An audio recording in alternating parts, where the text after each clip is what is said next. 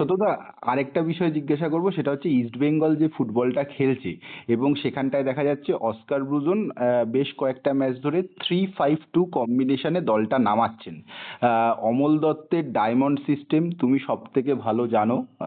তো কোথাও কি সেরকম কোনো মানে সেই সেই ধরনের সিস্টেম কি দেখে মনে হচ্ছে তোমার, যে ডায়মন্ড সিস্টেম না না টাইপের না ফুটবল না না খেলতে না, হয়েছে? 3-5 কিরকম সিস্টেম মনে হয়? মানেই ডায়মন্ড। আচ্ছা। না, 3-5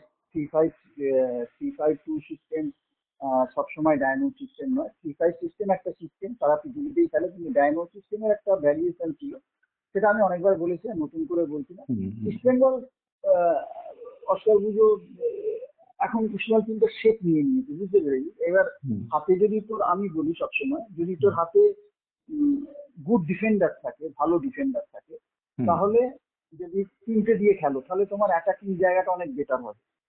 তিনটে দিয়ে যদি সেই জায়গাটা তৈরি হয়, যেরকম ভালো হাতে প্লেয়ার, তুই ধর হাতে পেয়ে গেলি সুলে মুসা, আমি খুব রিসেন্ট থেকে বলছি, আমি হুম বিদেশি দিয়ে বলছি সুবিধা হবে। ধর হুম আমি কথা বলছি, মনোরঞ্জন ভট্টাচার্য, সুলে মুসা, ওমেলো হুম পেয়ে গেলি, হুম তখন তখন পাশে আরো প্লেয়ার আছে, বা সুদীপ চ্যাটার্জিকে পেয়ে গেলি, হুম তখন তুই 3-5-2-তে খেলতেই পারিস, কেননা এই তিনজন সামলে দেবে পেছনে, তিনজনে। হুম তো এরকম আর কি, এরকম মানে ওর হাতে যেহেতু ব্যাল, কিন্তু ডায়মন্ড সিস্টেমের একটা অন্য অন্য সৌন্দর্য ছিল, বুঝলে, সেটা অমূল্যা করেছিল। সেটা শুধু 3-5 করলেই হয় না, ওটা অমূল্যা এটাকে করতে গিয়ে 1.5 মাস প্র্যাকটিস করিয়েছিল আমাদের, আচ্ছা বুঝতে পেরেছি। আচ্ছা এবং সেই ছন্দটা অমূল্যা বলতো, অমূল্যার বক্তব্য সবসময় অমূল্যা পরিষ্কার ছিল। অমূল্যা কি মানে ইনভেনশন তো ভারতবর্ষের ফুটবলে অমূল্যই করেছে, হুম যত ম্যাক্সিমাম। হুম একটু আধটু উন্নত অনেক হয়তো করতে পারে, হুম আমি যতটুকু দেখেছি অমূল্যই করেছে, সেটা আমার আগে থেকেই বলতে পারি। হুম সেখানে অমূল্যার কথা ছিল যে শুধু সাকসেস নয়, ফুটবলের সৌন্দর্য আনতে হবে, যাতে মানুষ মাঠে আসে খেলা দেখতে। এবং হুম ডায়মন্ড সিস্টেম এমন একটা সৌন্দর্য ফুল ফুটিয়েছিল মাঠে, এমন একটা সৌন্দর্য মানে মানে একটা হুম চোখে এত সুন্দর লেগেছে খেলাটা, হুম মানে এত সৌন্দর্য ছিল খেলাটার মধ্যে, মানুষের ঢল নেমে পড়েছিল। শুধু 3-5-2 খেললেই হলো না, হুম খেলার মধ্যে এত সুন্দরতা থাকবে, যেটা হুম ডায়মন্ড সিস্টেম বলে আর কি। হুম। মানে ডায়মন্ড সিস্টেম মানে তো আমি যতটুকু বুঝেছি, তুমি আমাকে এবার ক্লিয়ার করে দেবে, আক্রমণাত্মক ফুটবল এবং সেই ঝাঁজটা থাকবে। তো সেখান একদম থেকে একদম। সত্যদা, এই অস্কারের টিমের 3-5-2 আর ডায়মন্ড সিস্টেমের মধ্যে পার্থক্যটা কোথায়, বা তুমি যদি একটুখানি আমাকে একটু মানে ব্যাখ্যা করে একটু ক্লিয়ার করে দাও।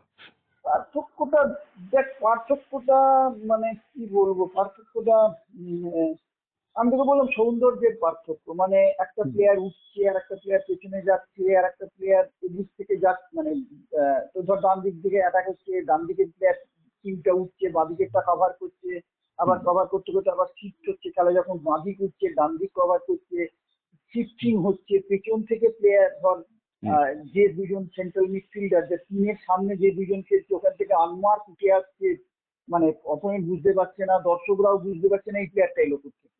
এই আচ্ছা। যে সৌন্দর্য ব্যাপারটা ছিল, বুঝতে পেরেছি, হুম এইগুলো মনে হয়, আমার মনে হয় এটা প্র্যাকটিসের খুব দরকার। আমি এছাড়া যেটা বেসিক 3-5-2, হুম সেটা তোর অ্যাটাকিং ফুটবলেই পড়ে, আচ্ছা, মানে বেসিক্যালি সেটাই অস্কার খেলছে। অস্কার বলতে, সেটাই খেলছে, 3-5-2 অ্যাটাকিং ফুটবল খেলছে। ডায়মন্ড খেলছে বলে আমার মনে হয়। আচ্ছা, কোয়ালিটি ফুটবলারদের কোয়ালিটির উপরও ডিপেন্ড করে সেই সময় তোমাদের যা পুরো টিম ছিল। একদম, না না, মানে একদম করে, হুম একদম করে। মানে এইটাই আবার তুই যদি অমূল্যা যদি অন্য মানে অমূল্যা, অমূল্যা কেন, যে কেউ হয়তো ওটাকে ফলো করতে গেল, হুম অমূল্যা নিজেই যদি করতে যেত, ওই কোয়ালিটি অফ ফুটবলার যদি না পেত, ধরো বাসুকে পেলো না, খালেদকে পেলো না, অমিতকে পেলো না, সামনে সীমার মতো প্লেয়ার পেলো না, বা হুম আরো যারা ছিল, তোমরা ছিলে। হুম খুব খুব নাম করা প্লেয়ার ছিল না, তুই দেবজিৎ ছিল, মানে খুব নাম করা প্লেয়ার ছিল, তুই ভাব না, রঞ্জন দে, রিয়াজুল, নরেন্দ্র সিং, অলোক দাস, সত্য বাঘা, এইরকম তিনটে হ্যাঁ। প্লেয়ারকে ডিফেন্স ছিল। তুই ভাব অমূল্যা এটা পারে, এই কারেজ কারণ নেই। হুম আমি বলছি তো, ওমেলো, মোনাদা, সুলে মুসা, বা শুধু সুদীপ চ্যাটার্জি, এ- এ- এরা তিনটে ডিফেন্স, আর এই এই তিনটে ডিফেন্স খেলানো, ওটা হুম সহজ, ওটা করা সহজ, যেটা অস্কারের হাতে হয়তো আছে। হুম কিন্তু হুম অমূল্যার হাতে তো ওই, মানে আমি বলছি এরা ভালো প্লেয়ার, আমি হুম বলছি, কিন্তু এই তিনজন প্লেয়ার চেহারায় বড় নয়, হাইটে বড় নয়, হুম, হুম সেই প্লেয়ার নিয়ে তিনজন ডিফেন্স নিয়ে খেলা এত সহজ ছিল না। হুম। সত্যতা আমার শেষ প্রশ্ন তোমাকে, অনেকেই বলছে যে মানে প্রাক্তন আরো ফুটবলাররা থেকে শুরু করে অনেকেই বলছে যে গোয়া মানে ইস্ট বেঙ্গলের পরের ম্যাচটা হচ্ছে অত্যন্ত গুরুত্বপূর্ণ মুম্বাই ম্যাচ, এবং সেটা জিততে পারলে চ্যাম্পিয়নশিপে অনেকটা এগিয়ে যাবে, ডার্বি ম্যাচটা হতে পারে। তো এবং তা সকলেই বলছে যে এই থ্রি ডিফেন্স ফরমেশনে না গিয়ে ফোর্থ ডিফেন্সে যাওয়া উচিত অস্কারের। তোমার খেলা দেখে কি মনে হয়েছে, অস্কারকে কি ফোর্থ আমি ডিফেন্সে আমি যাওয়া উচিত? আমি ইস্ট বেঙ্গল নিয়ে আমি এই মন্তব্য করবো না। আচ্ছা। যাওয়া উচিত কি যাওয়া উচিত নয়, হুম। সেটা ভালো উনি বুঝবেন, উনি যথেষ্ট বিচক্ষণ তো, উনি যেটা ভালো বুঝবেন টিমের ভালোর জন্য উনি আমার মনে হয় করবেন। সত্যতা মোহনবাগানের আর 4টে ম্যাচ বাকি, এবং সামনের ম্যাচ গোয়া, অত্যন্ত গুরুত্বপূর্ণ ম্যাচ, এবং 4টে ম্যাচ জিতলেই চ্যাম্পিয়ন ধরে নেওয়া যেতেই পারে। তো এই জায়গায় দাঁড়িয়ে মোহনবাগানের খেলা কিরকম দেখছো তুমি, এবং লাস্ট মানে এই যে গ্যাপটা পেলো অনেক দিনের, এটা কতটা সুবিধা হবে বা অসুবিধা হবে বলে তোমার মনে হয়? না, মোহনবাগান তো সবসময় চ্যাম্পিয়নশিপের দাবিদার হুম। এখনো পর্যন্ত। হুম। মানে যে টিম আছে এবছরে, একটু টিমটা বলেছি আগে যে লিগটাই একটুখানি হয়ে গেছে, ডিসরাপ্ট হয়ে গেছে। হ্যাঁ। মানে লিগটা হব হব না হব হব না এগুলো মেন্টালি একটা প্লেয়ারদের এফেক্ট পড়ে। এবং সেটা সেটা ছাড়া নাহলে মোহনবাগান যে প্রস্তুতিটা নিয়ে এগুচ্ছিল সেটা ঠিকই ছিল, তারপরে আবার রিকভার করে নিয়েছে মোহনবাগান, এখন 1 নম্বরে আছে। হুম। আহ, 4টে ম্যাচ জিতলে চ্যাম্পিয়ন হবে এটাও সবাই আমরা জানি। হুম। কিন্তু 4টে ম্যাচ পর পর ওরকম তো লিগে শক্ত, তো হতে পারলে খুব ভালো হয়। কিন্তু পাশাপাশি এটা বলা যেতে পারে যে মোহনবাগান টিম হিসেবে অবশ্যই সবচেয়ে বড় দাবিদার। এবং মোহনবাগান যেভাবে খেলছে একটুখানি আরেকটু আঁটোসাঁটো করে নিতে হবে, যাতে ডিফেন্সটা একটু আঁটোসাঁটো করে নিতে হবে, যে গোল না কনসিড করি। গোল না কনসিড করলে 90 মিনিটসে মোহনবাগান গোল করবেই, মোহনবাগানের যে অ্যাটাকিং লাইন আছে তাতে হুম। গোল করবে, এইটা মাথায় রাখতে হবে। যে গোল খাওয়া কোনো অবস্থাতেই ম্যাচে চলবে না। আমি যতই মুখে বলি এটা খুব সহজ নয় ব্যাপারটা, বা আমি যেরকম বলে দিচ্ছি তা না। হুম। কিন্তু মোহনবাগান যে টিম তাতে এটা করা যেতেই পারে, এই ভাবনা থেকে খেলতে হবে। এবং মোহনবাগান 90 মিনিট যদি এইটা নিয়ে চলে, না গোল খেয়ে, ও মোহনবাগান গোল করবে, কেউ না কেউ গোল করবে। অনেকগুলো স্কোরিং এবিলিটি প্লেয়ার আছে, অনেক ক্রিয়েটিভ প্লেয়ার আছে, তো পজিটিভ প্লেয়ার আছে। হুম। মানে পজিটিভ বলতে ফাইনাল পাসার আছে, আচ্ছা। ফাইনাল তোর স্কোরার আছে, সে নানান দিক থেকে আছে, রাইট মিডল লেফট সব দিক থেকে আছে। তো হুম। কোয়ালিটি ওয়াইজ সেই জায়গায় মোহনবাগান গোল করবেই। খালি একটাই, একটু ডিফেন্সিভ আর মিডফিল্ড অর্গানাইজেশনটা আর একটু আঁটো করে নিতে হবে। এছাড়া মোহনবাগান ওভারঅল একদম যেটা মধ্যিখানে ভুল করে একটুখানি, যেটা আমি বলেছিলাম নিজে তো 13টা একটা লং লিগে এই সমস্যাগুলো হয়, হুম। সেটা অনেকটাই রিকভার করে নিয়েছে, আবার জায়গায় চলে এসেছে। সেখান থেকে ডেফিনেটলি নেক্সট ম্যাচ গোয়া। হুম। হ্যাঁ, গোয়া যথেষ্ট ভালো। কিন্তু মোহনবাগান ওইসব ভাবলে আর চলবে না, এরকম ভাবেই খেলতে হবে যে হুম। সামনে কি আছে, প্রত্যেকটা ম্যাচই ফাইনাল ম্যাচ হিসেবে খেলে যেতে হবে। হুম।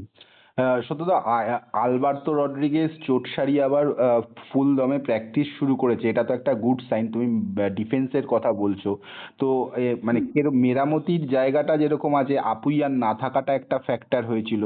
এই জায়গাগুলো হুম। মেরামতি এবং কোন মানে কম্বিনেশনে যাওয়া উচিত বলে তোমার মনে হয় আর কি? না, কম্বিনেশন যেটা যাওয়া উচিত সেটা কোচের ঠিক করা উচিত, এক্সপার্ট কোয়ালিটি অফ ফুটবলার এটা হবে। তবে এখন যা সিচুয়েশন তাতে স্ট্রাকচার দিয়েই থাকা ভালো, কেননা কোনো রকম এক্সপেরিমেন্টের জায়গা নেই। আর ভালো প্লেয়ার অ্যাভেলেবেল হয়ে গেলে লিগে, যেটা হয় না যদিও, টানা কন্টিনিউয়াস লিগে হয় না, হুম। তবুও যদি যেটা ভালো অ্যাভেলেবেল প্লেয়ার, যে যেখানকার প্লেয়ার তাকে সেই জায়গা দিয়ে খেলিয়ে ম্যাচগুলো বার করে নিতে হবে।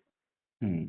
আর এই যে সাহাল তো বেঞ্চে ছিল বেশ কয়েকদিন, আবার সাহাল লাস্ট দুটো ম্যাচ খেললো, সাহালের খেলা দেখে তোমার কিরকম লাগছে? না, গুড প্লেয়ার, এ তো কোনো, মোহনবাগানের এইটাই তো ব্যাপার। সাহাল বেঞ্চে আছে, কখনো কামিন্স আছে, কখনো পেত্তাতস তো আছেই। হুম। এরা তো মানে, এটা তো মানে, কেননা 11 জন তো সব সেরা প্লেয়ার গুলো, Sahal one of the best player.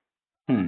মানে ওকে ধরেই নাও তুমি ফার্স্ট টিমের প্লেয়ার, কিন্তু হুম। যেহেতু কন্ডিশন ওয়াইজ কোচের ভাবনা চিন্তাতে যে এই প্লেয়ারটাকে এই জায়গায় ইউজ করবো, এই প্লেয়ারটাকে ইউজ করবো, সাহালের মানে তার মানে এই নয় যে সাহাল খেলছিল না মানে সাহাল পিছিয়ে গেছে। Sahal is a very good player এবং হুম। ম্যাচ উইনার প্লেয়ার, যখন তখন গোল করতে পারে, পাস বাড়াতে পারে, বল ধরতে পারে, অতএব প্রত্যেকেই মোহনবাগানে একাধিক ক্রিয়েটিভ প্লেয়ার আছে, এ নিয়ে কোনো অসুবিধা নেই, এবং একাধিক কোয়ালিটি প্লেয়ার আছে। তো সাহাল ওয়ান অফ দেম।